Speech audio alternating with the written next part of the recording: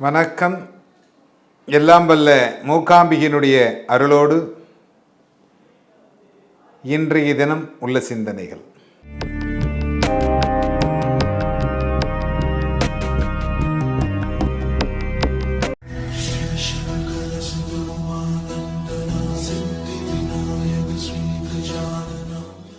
தியானம் தியானம் என்றால் என்ன?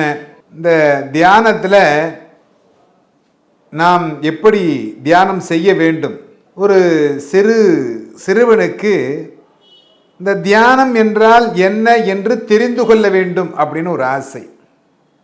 இந்த குழந்தைங்களுக்கே எப்பொழுதுமே எதையாவது ஒரு விஷயத்தை சொல்லிட்டோன்னு வச்சுங்களேன், அதை பற்றி தோண்டி தோண்டி துருவி நம்மிடத்திலிருந்து அதனுடைய சாராம்சங்களை பெற்றுக்கொள்வதற்காக காத்து கொண்டிருப்பார்கள். அப்படித்தான் அவருடைய தந்தை தியானம் செய்வது மிகவும் சிறப்பானது அப்படின்னு சொன்னார். இந்த தியானத்தை எப்படி செய்யலாம், ஏன் செய்யணும், எப்படி செஞ்சால் நல்லா இருக்கும் அப்படின்னு இந்த பையன் எல்லாருக்கிட்டையும் கேட்டுக்கிட்டு இருந்தான். ஆனால் இதற்கு சரியான ஒரு விளக்கம் யாரும் கொடுக்க முடியல.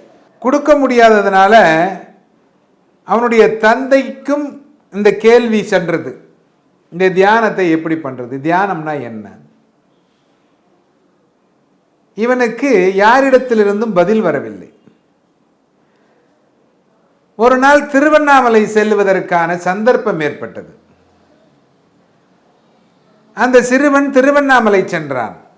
அண்ணாமலை வணங்கி கொண்டு உண்ணாமலையும் வணங்கி ரமண மகரிஷி ஆசிரமம் வழியாக செல்லுகிற பொழுது மகரிஷியை பார்ப்பதற்காக அவர் தந்தை இந்த சிறுவனையும் அழைத்து சென்றார்.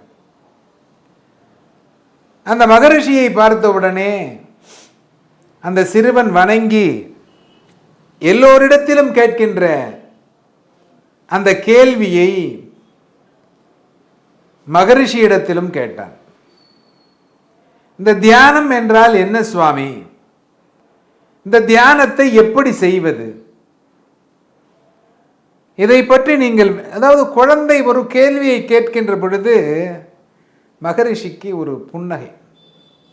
ஏன்னா இந்த குழந்தைகளுடைய இடத்திலே சொல்லுகின்ற விஷயம் இருக்கு பாருங்க, கடைசி வரைக்கும் அது அந்த வாழ்நாள் முழுவதும் இருக்கும். இந்த மகரிஷி அவனை பார்த்து ஒரு புன்னகித்து, இந்த குழந்தைகள் எதை தெரிந்து கொள்ள வேண்டும் என்று ஆசைப்படுகிறார்கள்? தியானத்தை. இன்றைக்கு நாம் குழந்தைகளுக்கு என்ன சொல்லிக் கொடுக்கிறோம்? ஹைஃபை, நமஸ்காரம் என்கின்ற வார்த்தை மறந்து விட்டார்கள்.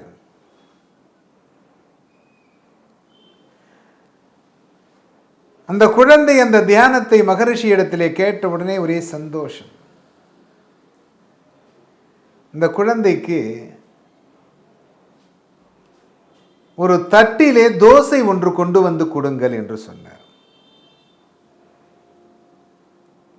இந்த குழந்தைக்கும் ஆச்சரியம், அங்கே இருக்கின்றவர்களுக்கும் ஆச்சரியம். நான் கேட்டது தியானம் எப்படி என்ன என்று கேட்டேன். இவர் எனக்கு தோசையை தருகிறாரே. கூடியிருந்தவர்களும் என்ன மகரிஷி தோசையை கொடுக்க சொல்லுகிறார் என்று யோசித்தார்கள். ஆனால் அதற்குள் தோசை வந்தது.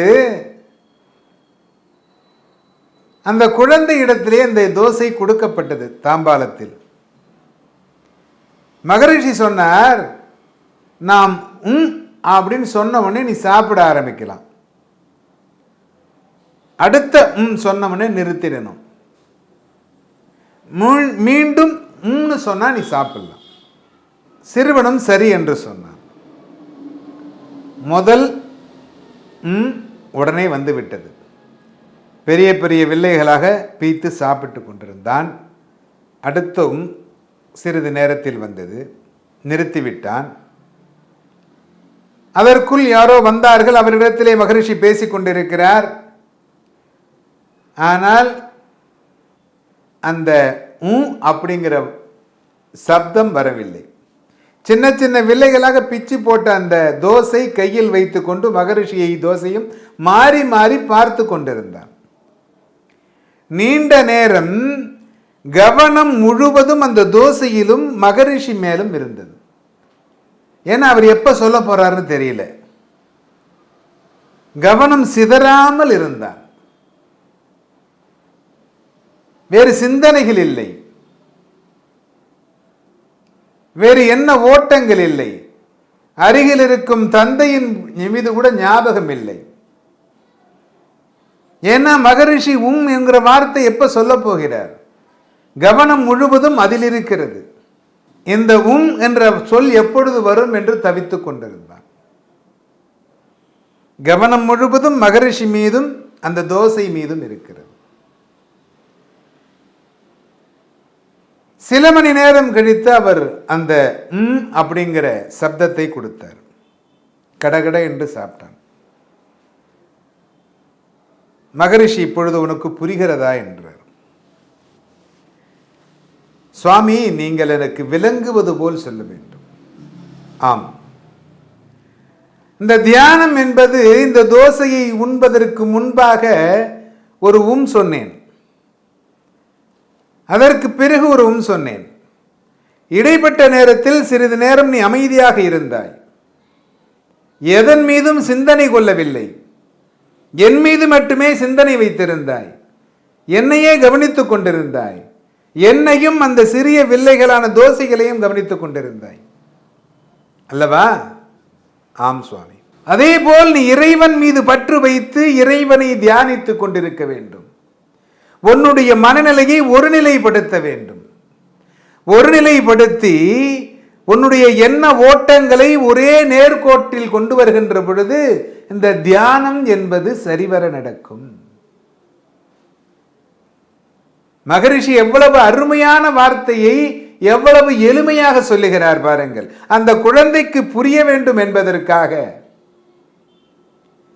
தியானம் என்பது என்ன என்பதை ரமண மகரிஷி தெளிவாகவும் அந்த குழந்தைக்கு புரிய வேண்டும் என்பதற்காகவும் எளிமையான முறையில், அருமையான முறையில் அந்த குழந்தைக்கு அவர் தெரிவிக்கிறார். தியானம் என்பது நம் மனநிலையை ஒருநிலைப்படுத்த வேண்டும். இப்படி ஒருநிலைப்படுத்தி நாம் தியானம் செய்தோமேயானால் நாம் எண்ணங்கள் ஈடேறும். இதைதான் ரமண மகரிஷி சொல்லுகிறார். நீங்களும் உங்களுடைய குழந்தைகளுக்கு நல்ல விஷயங்களை கற்றுக் கொடுத்து இந்து மதம் வளர்வதற்கும் எல்லாம் குடும்பங்களும் சந்தோஷமாக இருப்பதற்கும் இறைவனை பிரார்த்தனை செய்யுங்கள்.